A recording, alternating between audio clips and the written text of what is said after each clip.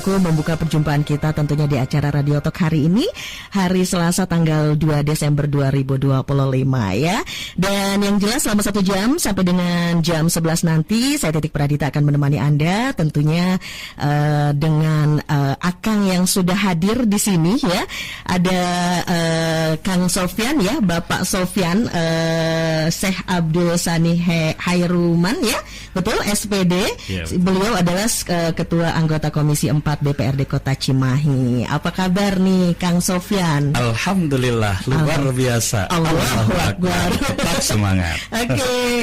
Kang Sofyan, gimana nih perjalanannya tadi dari rumah atau dari studi? Dari kantor nih. Dari kantor. Dari kantor biasa, ya. Kalau saya biasanya kalau tidak ada lagi dinas luar, tidak ada waktu di rumah, jadi kita tetap ngantor. Ya. Tetap kerja. Ya, betul. Karena terkadang Mbak Titik ada kunjungan dari DPRD lain kan. Kita muliakan tamu. Biasanya saya suka menerima kunjungan tamu dari DPRD kota kabupaten yang lain. Gitu. Betul. Ya, jadi, tapi perjalanannya lancar ya? Alhamdulillah. Cimahi saya lihat barusan, karena saya juga pakai motor ini. Saya pakai kendaraan roda 4, saya pakai kendaraan roda 2. Alhamdulillah saya menikmati perjalanan dari kantor DPRD Cimahi menuju Radio Mix ya. Alhamdulillah lancar-lancar saja ya. Lebih lancar ya. Mudah-mudahan kota Cimahi semakin lancar jaya, sejahtera rakyatnya, dan tetap Cimahi maju dan katanya happy ya.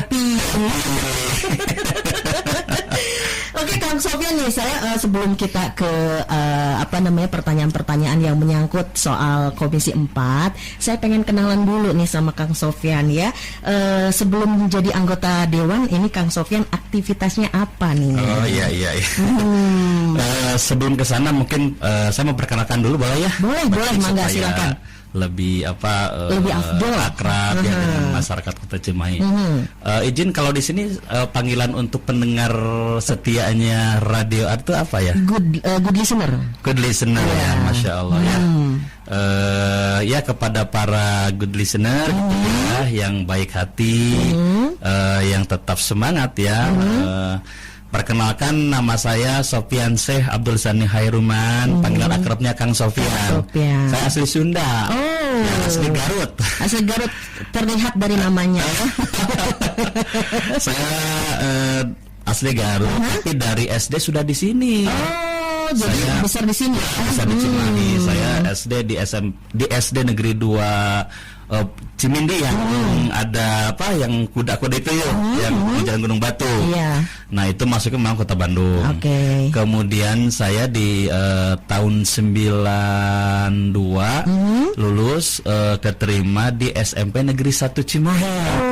Nah, ini para gulisan mudah-mudahan banyak alumni. Ini barangkali alumni dari SMP Negeri 1 Cimahi. Lulus tahun 95. Ya, kemudian melanjutkan keterima di STM Negeri Pembangunan Bandung 4 tahun. Yang sekarang berubah nama menjadi SMK Negeri 1 Cimahi Bandung. Dulu sempat masih STM Negeri Pembangunan Bandung. Gitu ya. Yang di situ yang program 4 tahun.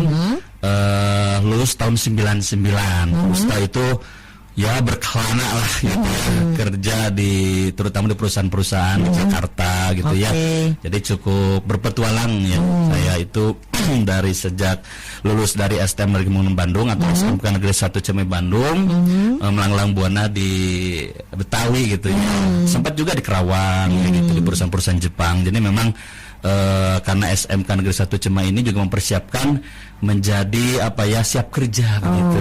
Setelah itu sekian tahun saya bekerja secara profesional, kemudian saya melanjutkan kuliah di Universitas Bandung Raya gitu, ngambil jurusan Teknologi Industri Tekstil. Kebetulan kalau di STM Pembangunan saya jurusan teknik pendingin dan refrigerasi. Nah, jadi masih nyambung teknologi teknik lah begitu. Kemudian saya ngambil S1 lagi dari D3, kemudian sekarang mohon doanya nih dari Good Listener. Saya lagi S2 di Unjani.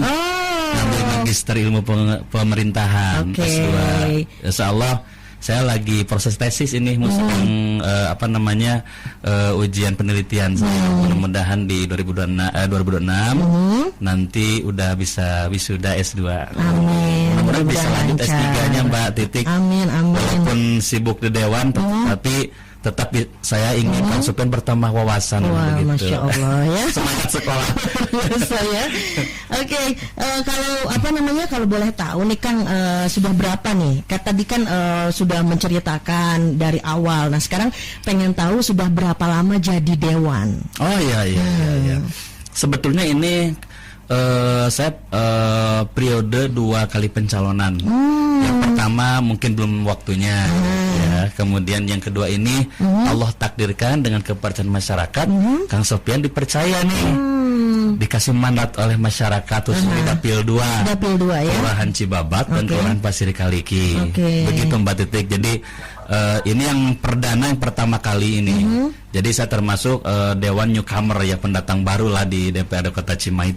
Tetapi walaupun demikian, insya Allah saya sudah harus bisa belajar cepat gitu ya, dan bisa artinya memberikan dampak positif yang nyata untuk masyarakat, khususnya di dapil saya Kang Sopyan di Cibabat dan Pasir Kaliki. Kenapa lebih memilih menjadi anggota dewan, Kang? Sebenarnya seperti yang Kang Sopyan tadi utarakan di awal, sebetulnya saya tidak terbersit menjadi wakil rakyat karena background saya kan orang profesional. Saya sebelumnya kan memang kerja di industri ya, banyak merasakan menjadi seorang buruh gitu ya, menjadi seorang karyawan gitu ya, kerja sip dan sebagainya, bahkan perasa di industri, di pabrik lah begitulah. Saya banyak merasakan kerja 3 sip sebagai kepala sip, supervisor, saya merasakan gitu ya. Dan alhamdulillah terakhir memang saya sebelum jadi dewan itu sempat bekerja di salah satu NGO ternama ya, NGO besar di Indonesia. Posisi saya terakhir itu sebagai direktur wakaf Jawa Barat. Ini megang supervisi kurang lebih 20 cabang. Nah, setelah itu karena saya ingin mencoba ya di dunia yang lain gitu ya, sambil bisnis juga. Jadi saya sempat juga menjadi seorang wirausaha gitu ya. Seorang karyawan pernah, wirausaha pernah, dan social entrepreneur juga pernah begitu. Jadi spesialis di komisi opat gitu ya. Bidang-bidang saya, makanya ya saya juga mohon izin lupa, saya juga dari fraksi PKS Kang Sopyan itu. Ya, dari fraksi PKS ya. Kebetulan saya tidak pernah mencalonkan diri Mbak Titi. Jadi dicalonkan? Saya dicalonkan. Kebetulan saya sebelum jadi dewan itu pernah menjadi ketua RW. Ketua RW 02 Pasir Kaliki. Saya RW termuda terpilih waktu kemarin ya gitu. Karena saya dengan aturan terbaru, setelah ada aturan gitu ya, kebijakan bahwa ketua RW atau pengurus RW atau RT gitu ya, yang mencalonkan legislatif atau caleg gitu, itu harus mengundurkan diri begitu. Jadi saya termasuk yang ada di situ ya. Saya ya waktu itu mengundurkan diri gitu. Dan alhamdulillah qadarullah, dengan izin Allah dan kepercayaan masyarakat, saya terpilih gitu ya, walaupun bukan nomor 1. Gitu ya. Tidak ada jaminan lah ya.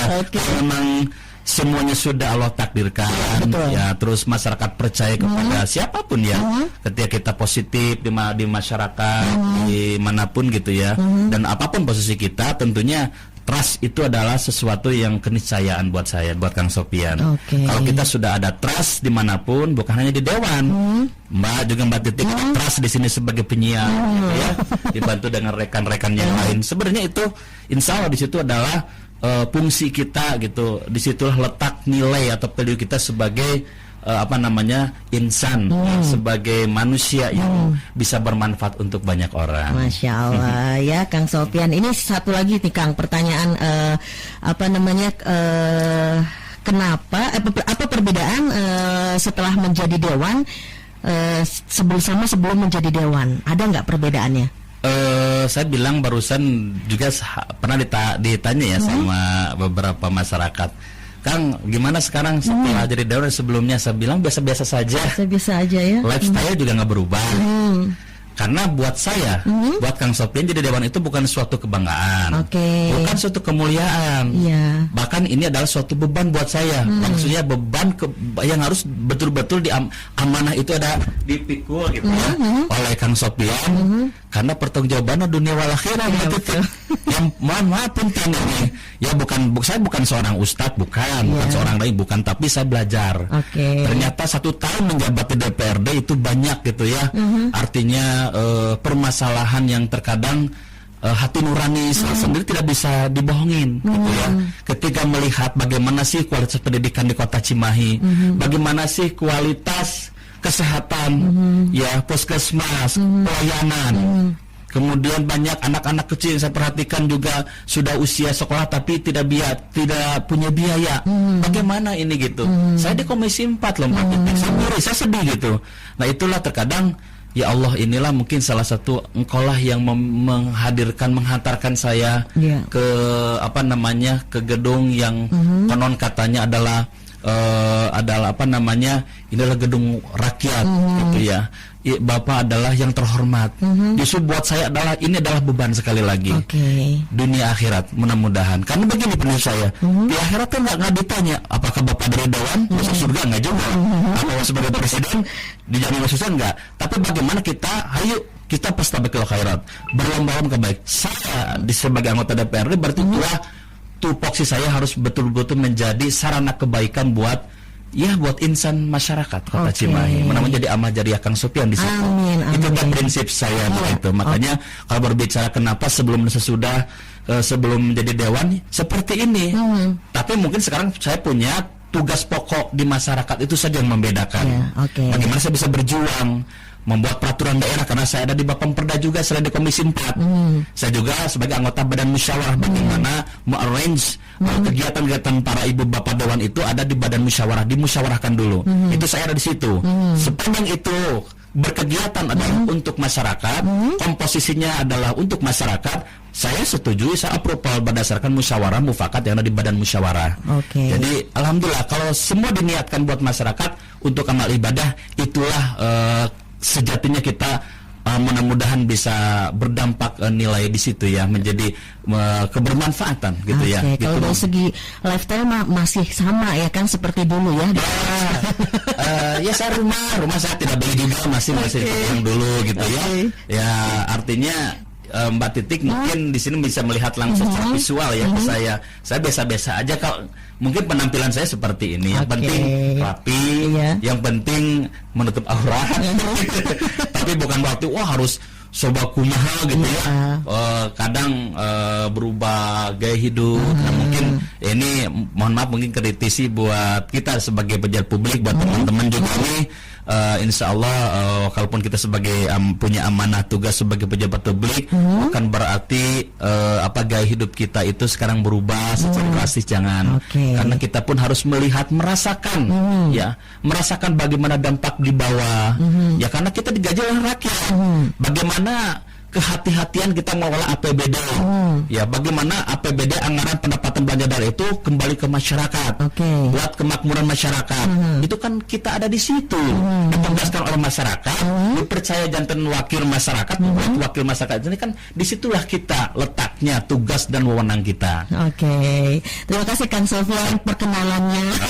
Nanti kita lanjut lagi ngobrolin seputar Komisi 4 dan kita kembali lagi setelah yang satu ini ya.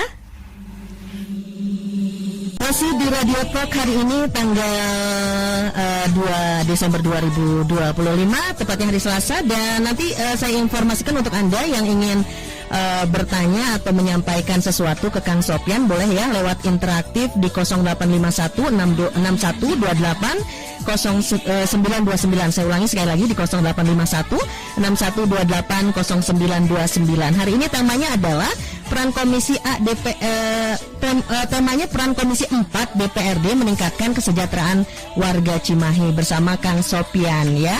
Dan Kang Sopyan ini adalah anggota Komisi 4 DPRD Kota Cimahi. Setelah kita mengenal Kang Sopyan dari tadi ya, ngobrolin latar belakang, kemudian kenapa jadi dewan, seru sekali ya. Dan sekarang kita ke pokok selanjutnya nih Kang. Ini bisa dijelaskan nggak sih apa saja tugas dan ruang lingkup lingkup kerja Komisi 4 DPRD Kota Cimahi, Kang. Baik, Mbak Titik dan seluruh warga masyarakat Cimahi yang saya cintai, hadir di sini Kang Sofian dari anggota Komisi 4 DPRD Kota Cimahi, membersamai Ibu Bapak Kang Teteh Sadayana. Jadi seperti yang barusan Mbak Titik sampaikan ke Kang Sofian sebagai anggota DPRD dari Komisi 4, tugas dan mungkin lebih ke tupoksi tadi ya, tugas dan ruang lingkup kerja. Perlu saya jelaskan bahwa Komisi 4 di DPRD itu ada empat komisi sebetulnya. Komisi 1 membidangi pemerintahan, birokrasi, perizinan. Komisi 2 tentang perekonomian, UMKM dan lain-lain. Komisi 3 tentang pembangunan infrastruktur. Nah, itu kaitan dengan Komisi 3 ranahnya.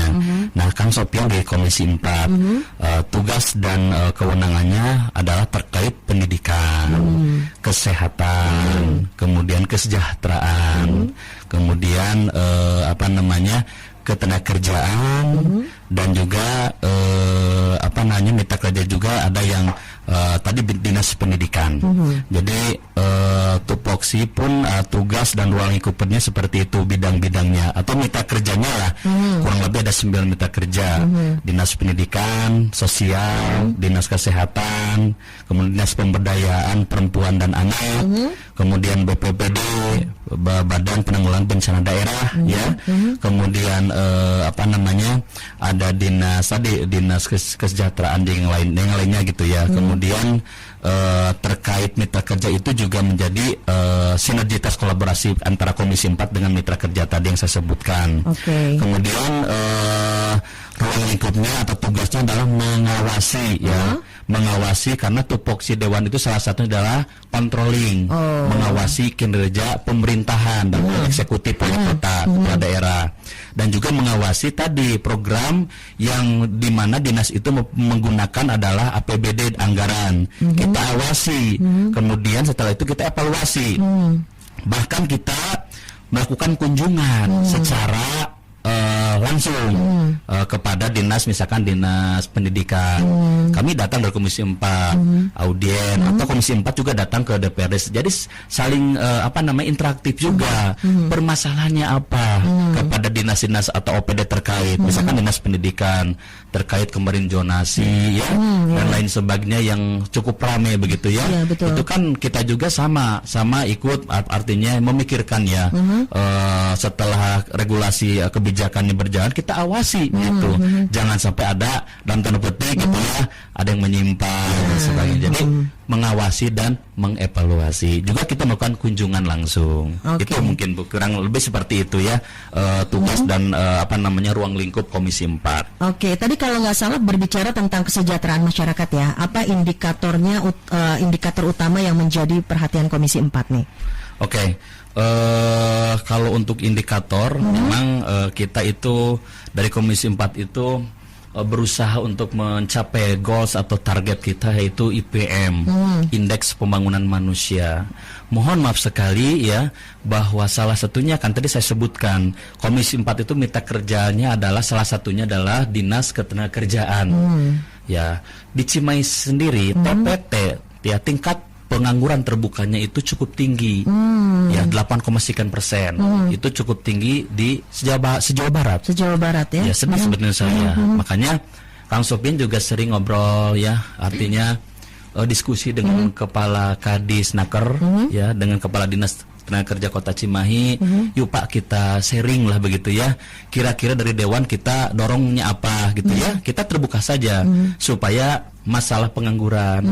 Yang paling seksi itu di situ sebetulnya, selain yang lain pendidikan, kesehatan itu memang salah satu standar kehidupan dasar lah, fisik ya, yang harus kita perjuangkan juga. Tapi pengangguran ini kan juga kenapa kok tinggi gitu ya, TPT tingkat pengangguran terbuka di Kota Cimahi tinggi, itu kan juga menjadi PR buat kami di Komisi 4, khususnya Kang Sofian sebagai bagian daripada anggota Komisi 4 ya. Artinya bagaimana kita bisa, saya bilang ke Pak Kadisnaker, yuk kita kolaborasi. Kalau kita belum bisa sinergi antar ini, kita bisa dengan pusat barangkali, kementerian. Alhamdulillah saya waktu hari kunjungan, ngobrol, kebetulan teman saya di Stafsus ke Kementerian Tenaga Kerja, saya ngobrol, saya walaupun dia teman saya sebagai staf sus di sana, saya ngobrol aja karena kenal.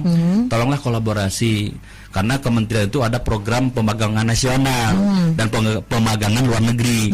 Nah, kemarin saya sampaikan ke Pak Kadisnaker, saya sampaikan, Pak, bagaimana perusahaan-perusahaan di situ di Cimahi itu daftar menjadi penyelenggara pemagangan buat anak-anak Cimahi, atau juga anak-anak Cimahi yang genjet-genjet tuh lulus dan sebagainya. Tapi mohon maaf kalau yang untuk, kalau nggak salah yang program pemagangan itu minimal S1 memang. Tapi yang untuk yang pelatihan-pelatihan, walaupun di Cimahi acan gaduh BLK, kita bikin nanti mungkin depannya BLK komunitas.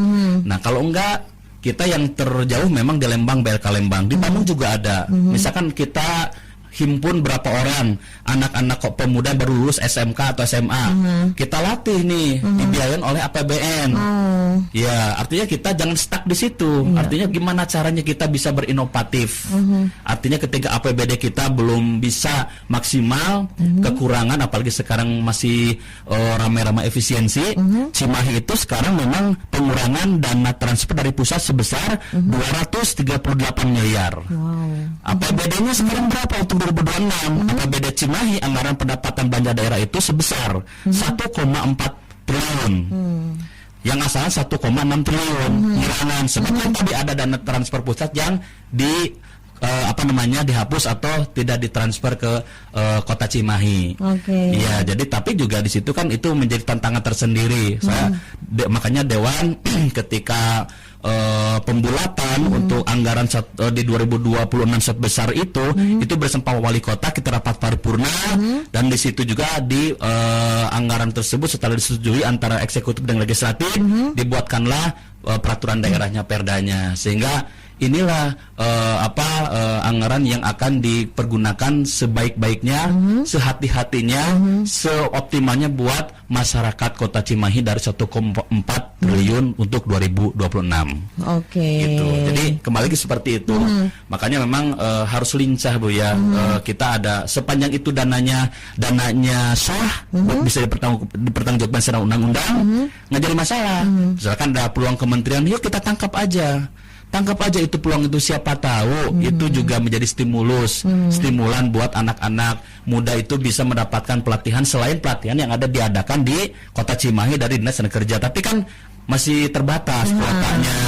Makanya di Bandung lah, misalkan ada 200 orang, ada 500 orang, insya Allah saya bisa memfasilitasi komunikasi dengan Kementerian Tenaga Kerja. Insya Allah kan Sopian ada channel di sana, jadi ada solusi lah gitu ya, jangan sampai udah mah kita sudah ada solusi, tidak ada inovasi, kreativitasnya nggak ada, udah stuck di situ. Makanya perlu di sini kita gaul, ngopi, dan serencang. Nah, gitu ya Kang, bareng ngopinya Kang resep. Nah, ini Kang, ke masalah pendidikan nih, apa langkah Komisi 4 dalam mengatasi permasalahan seperti fasilitas sekolah, pemerataan kualitas guru, atau akses pendidikan bagi warga yang kurang mampu nih Kang? Saya setuju bahwa pendidikan itu selain berkualitas ada pemerataan. Contoh kemarin waktu ada zonasi, Bu, ada bahwa radius sekian tidak boleh terima, walaupun masih banyak gonjang-ganjing. Tapi saya pastikan kemarin fakta integritas antara eksekutif, legislatif tidak ada lagi. Kita punten, saya pun tidak satu orang pun boleh dicek, silakan kepada masyarakat Cimahi, apakah saya buat titipan enggak dari Kang Sopian, satu siswa yang harusnya tidak lulus, diluluskan enggak. Semua sama. Semua alat penegak hukum APHD Kota Cimahi berfakta integritas, ya bersepakat. Kita mah betul-betul pemerataan dan berkeadilan. Jadi zonasi kemarin, walaupun kemarin online-nya ada masalah ya karena mungkin faktor IT dan sebagainya, tapi insya Allah kemarin cukup kita adalah zonasi yang berkeadilan. Ya, dipastikan dewan-dewan juga kami pun sama, tidak ada lagi yang seperti walalam sebelum-sebelumnya. Saya nggak tahu karena saya dewan yang sekarang, periode sekarang. Tapi diharapkan pemerataan pendidikan itu harus bisa mengampu untuk semua anak-anak Kota Cimahi. Termasuk juga turunan daripada program Pak Prabowo tuh, yang Presiden Sekolah Rakyat. Ya, di Cimahi memang kita tidak ada luas area yang berhektar-hektar ya. Tapi kalau nggak salah di daerah Cipageran tuh ada sekolah rakyat di situ yang mudah-mudahan sebagai transit nanti untuk bagaimana anak-anak yang tidak sekolah formal itu bisa diselamatkan untuk mengenyam pendidikan begitu. Walaupun di situ mungkin ada yang dari backgroundnya adalah broken home dan sebagainya, kita tampung di situ. Walaupun kuotanya kalau nggak salah nih ya, dikoreksi itu 100 anak misalkan dari satu angkatan begitu. Tapi setidaknya Cimahi sudah berkolaborasi dengan dinas pendidikan yang di pusat itu terkait dengan program sekolah rakyat dari Pak Prabowo ini. Artinya pemerataan, dipastikan tidak ada lagi siswa yang rentan, keluarga yang mungkin di bawah garis kemiskinan tertiasa sekolah kendah atuh. Da Cimahi teh anggaranna tos aya. Apabila tidak dikurangi lah, setidaknya 20% dari anggaran itu kan tetap harus dialokasikan buat pendidikan. Itu wajib. Nah, sehingga tetap anak-anak di Cimahi itu tiasa sekolah, tiasa mendapatkan ilmu pendidikan. Iya, betul. Begitu. Dan memang alhamdulillah fungsi pengawasan itulah anggota dewan itu harus kuat di situ. Bersiapa? Dengan berkolaborasi dengan dinas-dinas terkait, diantaranya dinas pendidikan. Kang, kalau zonasi sekarang masih pakai nggak sih? Nah, kalau untuk tahun depan kita lihat kebijakannya lagi, Bu. Kebijakan konon katanya kemarin sih ada info-info ada tes dulu, tes akademiknya, begitu dengan mata pelajaran tertentu gitu ya. Tapi setidaknya saya belum bisa memastikan di sekarang karena setiap tahun itu ada kebijakan terbaru biasanya gitu ya. Mudah-mudahan kembali lagi seperti yang Kang Soben utarakan adalah basically adalah berkeadilan dan pemerataan. Semua bisa menikmati yang namanya pendidikan khusus di Kota Cimahi. Dan kemarin kan banyak gonjang-ganjingnya sih, pro kontranya. Ya. Saya di WA, ini itu sih saya bilang punten Ibu gitu ya. Silakan aja sekarang karena online daftarnya ke Dapodi, mangga wae gitu. Jadi nggak bisa saya juga gitu intervensi dan sebagainya nggak. Saya zero, saya tidak ada titip menitip lah. Silakan yang lulus ya lulus, yang tidak ya tidak, mohon maaf gitu. Sekarang bersaing sehat saja begitulah. Karena itu kembali lagi buat mutu dan kualitas pendidikan nanti ujung-ujungnya. Kang, sekarang beralih ke kesehatan nih, Kang. Apa strategi Komisi 4 untuk memastikan layanan kesehatan dasar dapat diakses oleh seluruh masyarakat termasuk keluarga miskin? Baik, Mbak Fitri, sekarang kan Mbak Titik ya. Mohon maaf ini saya terkesima nih kayaknya nih. Jadi Ngapunten juga nih, Mas Sopen cepet ya, karena saya kadang kalau nggak di rem itu saya suka ngobrolnya terus sampai koma ya. Untuk kesehatan memang kan UHC ya, pesahkan coverage. Jadi memang kesehatan itu sudah ada alokasi dana dari APBD, namanya BPJS PBI, bantuan penerima iuran. Nah, bila nih masyarakat belum tahu, kan PBI itu PBI itu adalah BPJS Kesehatan yang didanai dari anggaran APBD Kota Cimahi. Ya, jadi uang dari masyarakat Cimahi. Memang tidak bisa mengcover sebanyak kurang lebih ada 95.000 orang dari 600.000 ya penduduk Kota Cimahi. Namun setidaknya itu adalah bentuk perhatian pemerintah Kota Cimahi bersama legislatif memikirkan bagaimana nih alokasi dari APBD itu, alokasi buat kesehatan itu harus betul-betul ada manfaat yang bisa dirasakan. Dengan BPJS itu kita dari Dewan sebelumnya itu menaikkan sampai di angka 44 miliar untuk cover berapa puluh ribu ya tambahan. Namun mudah-mudahan di 2026 terus untuk alokasi kesehatan. Karena begini, tidak semua juga kan ada yang bekerja tapi PHK. Artinya kan dia jadi tidak ada lagi untuk perhatian daripada BPJS Kesehatan yang ditanggung oleh perusahaan, karena kan sudah tidak bekerja. Bisa nggak dialihkan ke PBI? Itu bisa, tapi nanti memang ada mekanismenya. Dan sekarang itu kan harus terdata di DTSN namanya. Dulu mah DTKS, data sosial terpadu yang dulu nasional, tapi sekarang namanya DTSN. Ya, DTSN itu sama seperti DTKS sebelumnya, cuman ini lebih detail karena ada desil 1 sampai desil 4 itu penerima PKH. Desil 1 sampai desil 5 di Antawisna diantaranya adalah untuk yang biasa menerima BPNT misalkan yang beras 10 kilo misalkan gitu ya. Kemudian yang lainnya. Nah, karena sekarang di Kementerian Sosial bahwa DTSN ini ya yang terbaru itu itu ada verifikasi. Bahkan kemarin kalau nggak salah itu informasinya ada kurang lebih di Cimahi itu 8.000 sekian yang tidak lagi mendapatkan bantuan itu. Karena sudah kan ada desil itu seperti ini ya, artinya pemeringkatan, pengelompokan. Jadi ketika masuknya Bumi Nakumaha kerjanya dia bekerja di mana misalkan ya, padahal kan hari buruh hari yang lepas, tapi Bumi Na ageng misalkan. Sekarang mah betul-betul. Dan ketika mau ada supaya masuk lagi ataupun itu verifikasi itu nunggu 3 sampai 6 bulan. Jadi sekarang betul-betul lebih mungkin menuju kepada tepat sasaran Bu ya. Iya, saya juga sebagai anggota dewan sangat setuju. Artinya yang penerima bansos dan itu adalah yang betul-betul tepat sasaran sesuai dengan tadi desilnya. Desil 1 sampai 4, 1 sampai 5 gitu ya. Itu kan nanti dari pihak keluhan Peksosnya pasti juga ada verifikasi ke calon penerima manfaatnya gitu. Tapi bukan berarti masyarakat di sini yang sudah mendapatkan kemudian sekarang yang tidak, berarti tinggal didaftarkan saja lewat Kang Sopian juga bisa. Nanti saya koordinasi dengan pihak dinas sosial ya untuk diverifikasi, dicek. Tadi juga tadi malam ada saya belum buka ya, biasanya berapa ratus orang, nama, nik, tempat tinggal di mana, yang penting niknya aja. Apakah ini terdaftar di DTSN enggak? Karena DTSN itu nanti bisa kemana-mana untuk bantuan bansos juga untuk misalkan PIP penerima jalur dinas di situ. Jadi sangat penting terdaftar makanya dicek dulu aja melalui dinas sosial. Kang, ini sambil kita seling ya pertanyaan dari good listener melalui WA ya, yang sudah masuk di 085161280929. Ini dari Heri di Cihanjuang. Kang, warga sering bilang urusan pendidikan teh mahal katanya. Puskesmas antri, bantuan sosial nggak merata.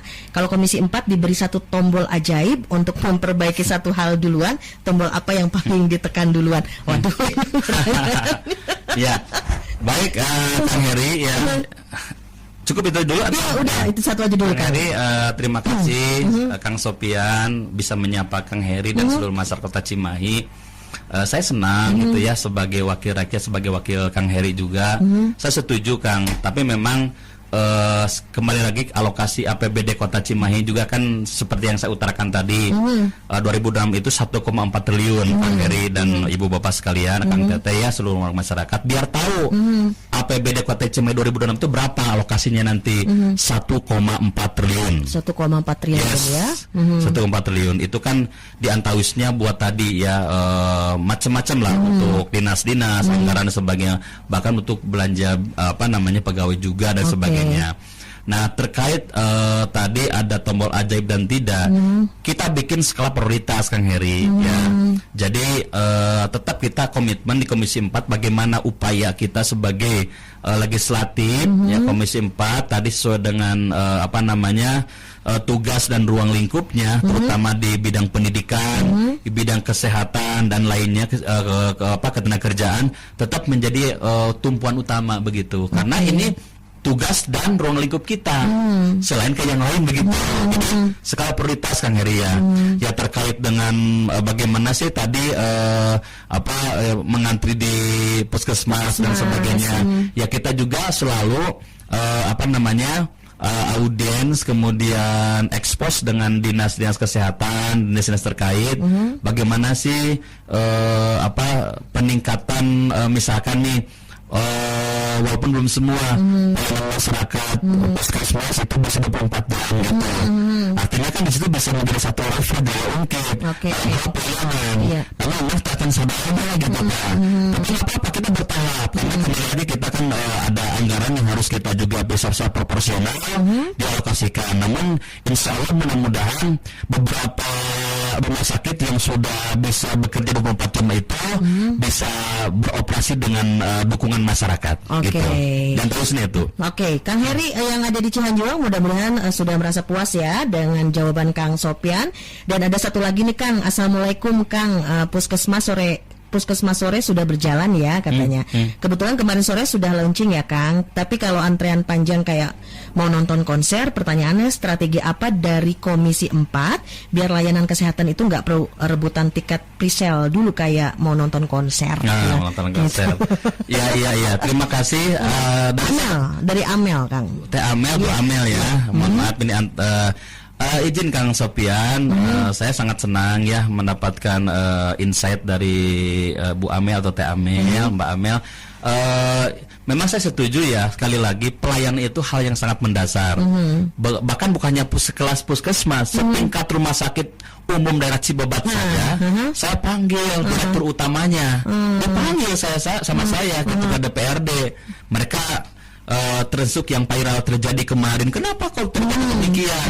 Malu saya sebagai orang Cibabat, orang Cimahi. Kenapa? Apakah tidak ada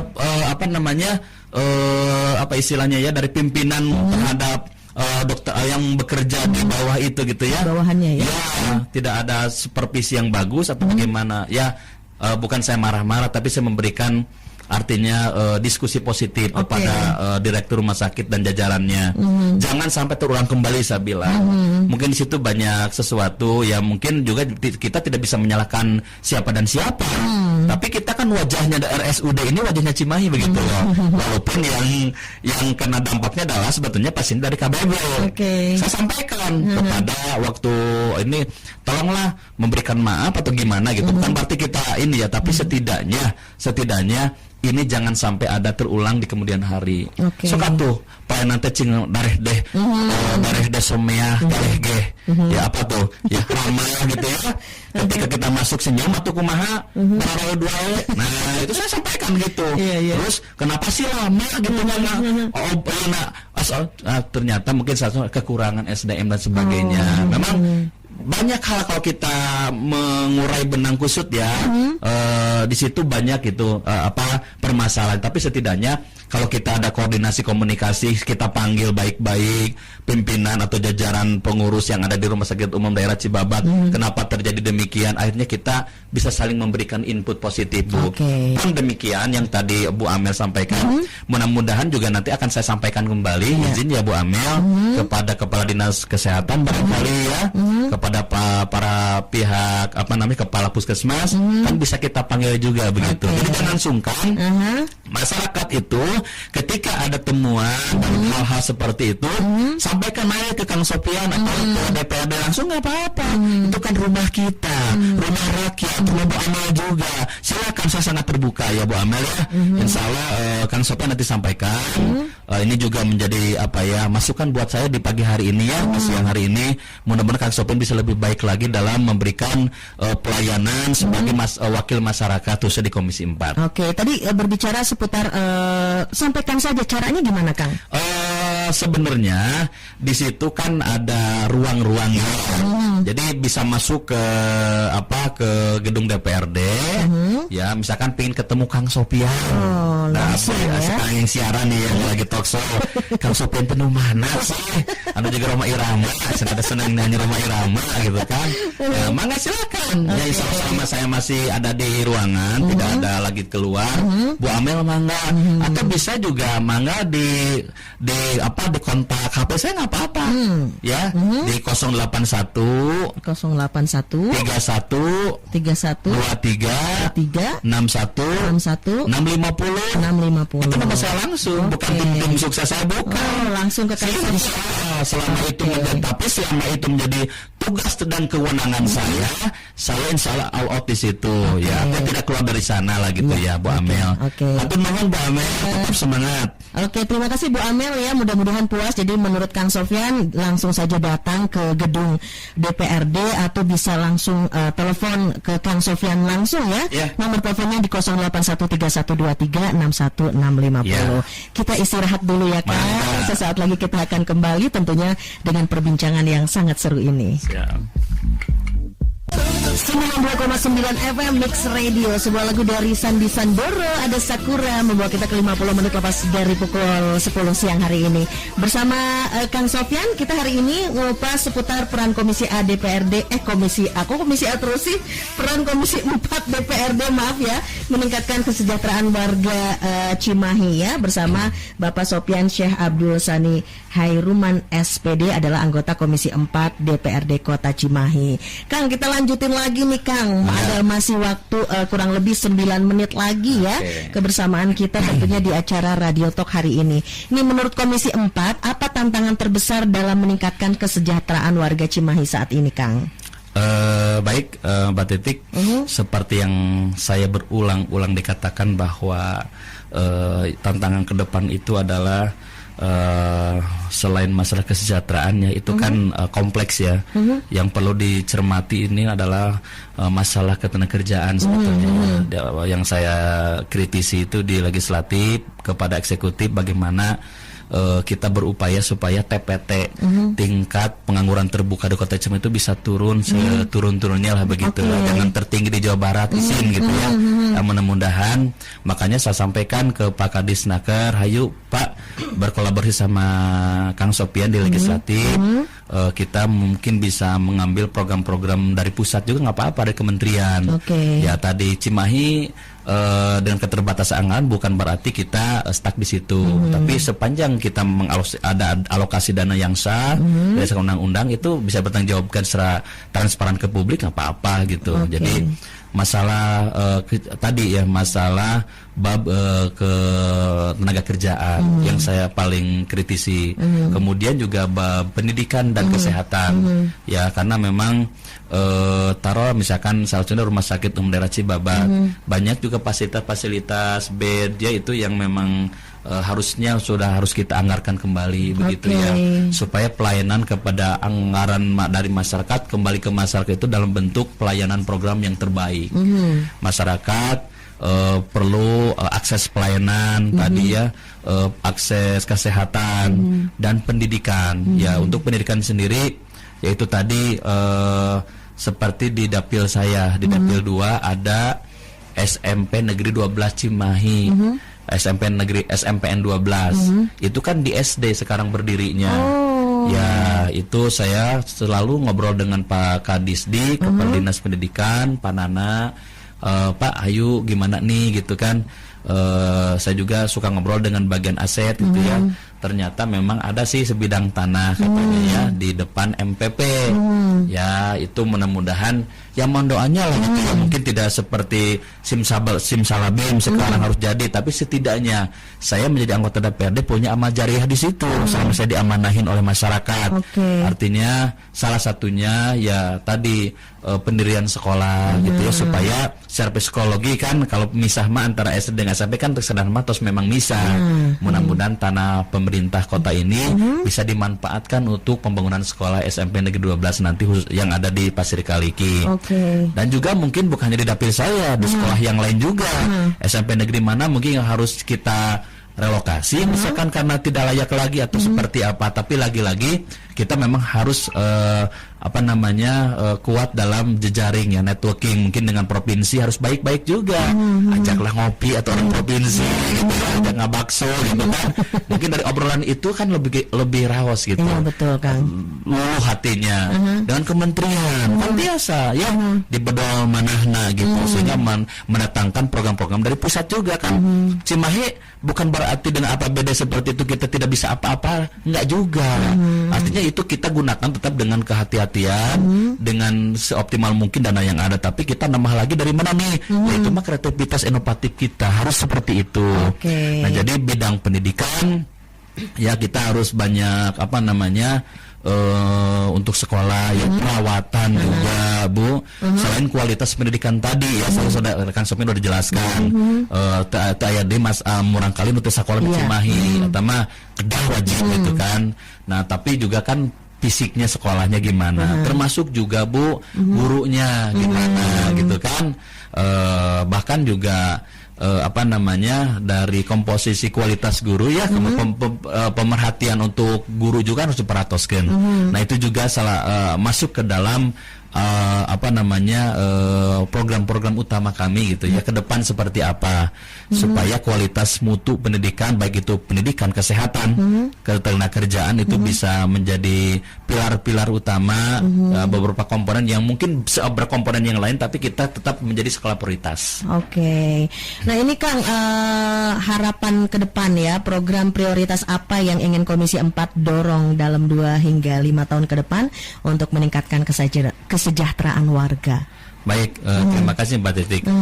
Untuk 5 tahun ke depan tetap kita menjalankan ya visi misi kita, fokus kepada pendidikan, kesehatan, ketenagakerjaan, kesejahteraan, dan kepemudaan juga, termasuk di dalamnya kebudayaan, kesenian. Ya mungkin itu yang tetap kita fokus. Artinya masih dalam koridor tupoksi tugas dan wewenang kita di Komisi 4 gitu ya. Supaya kita fokus juga sesuai dengan tugas kita. Nah tinggal bagaimana kita tadi kuat dalam bab sebagai legislatif dalam pengawasan, kemudian juga ikut kita memberikan urung rembuk bersama, bahkan kita memberikan inisiatif untuk membuat peraturan daerah prakarsa dari legislatif. Kang Sopian alhamdulillah wa syukurillah, karena saya juga di Bapemperda, anggota Bapemperda, badan program pembuatan perencanaan peraturan daerah. Saya di situ berhasil kemarin menggulirkan perda tentang ketahanan keluarga, yang di dalamnya adalah banyak tuh. Di dalamnya itu ada tentang ketahanan keluarga itu, pemberantasan buta huruf Al-Quran di Kota Cimahi, aksinya salah satunya. Kemudian pranikah, keluarga yang sakinah mawaddah warahmah seperti apa, itu banyak nanti segmen yang bisa, bukan hanya anak muda tapi semuanya bisa terlibat, dari mulai ke anak kecil. Ya, bagaimana ketahanan keluarga itu. Nah itu juga penting gitu ya. Selain tadi karena pasti korelasinya dengan kualitas pendidikan nanti. Kalau keluarganya sudah bagus, insya Allah gitu, itu akan menjadi sesuatu juga penyeimbang. Gitu. Harapan Komisi 4 terhadap kolaborasi antara pemerintah, DPRD, dunia usaha dan komunikasi dalam mempercepat peningkatan kesejahteraan. Mangga Kang. Baik. Harapannya, insya Allah harapannya, marilah kepada ibu bapak, masyarakat Kota Cimahi yang saya cintai, yang Kang Sopian cintai, yang saya banggakan, marilah berperan aktif ya dalam ikut membangun Kota Cimahi. Bukan hanya dengan Kang Sopian sebagai anggota dewan, tapi saja perlu adanya masukan, adanya ide, gagasan dari seluruh elemen yang ada di Kota Cimahi, masyarakat. Berperan aktiflah dalam memberikan masukan-masukan. Inilah sebagai poin utama, sehingga saya sebagai anggota dewan, Kang Sopian diamanah ini bisa bermanfaat untuk seluruh masyarakat Kota Cimahi. Terima kasih. Terima kasih Kang Sopian sudah hadir di Radio Mix. Sebetulnya masih banyak sekali ya pertanyaan-pertanyaan dari WA yang tidak bisa kita sampaikan. Cuma untuk Anda yang mungkin masih ingin bertanya sama Kang Sopian, boleh ya Kang? Saya sebutin lagi nomornya di 081. Itu nomor saya langsung Mbak. Yang masih ingin bertanya seputar Komisi 4 ini, silakan Anda bisa menghubungi 08131236150 langsung ke Kang Sopian, atau langsung datang ke gedung DPRD Kota Cimahi, langsung ketemu Kang Sopian aja ya Kang ya. Siap. Terima kasih Kang Sopian kehadirannya di Radio Mix FM. Terima kasih banyak. Senang saya. Nyanyi dulu. Nyanyi ya, nggak apa-apa, boleh nyanyi dulu. Teman boleh nyanyi, boleh? Boleh ya. Lagunya apa Kak? Saya itu senang lagu Rhoma Irama. Saya tidak minum Rhoma Irama. Mudah-mudahan tidak batuk nih. Enggak. Sebagai penutup deh. Berumah megah, bermobil mewah, itu tujuan banyak manusia. Uang berlimpah, pakaian indah, itu tujuan banyak manusia.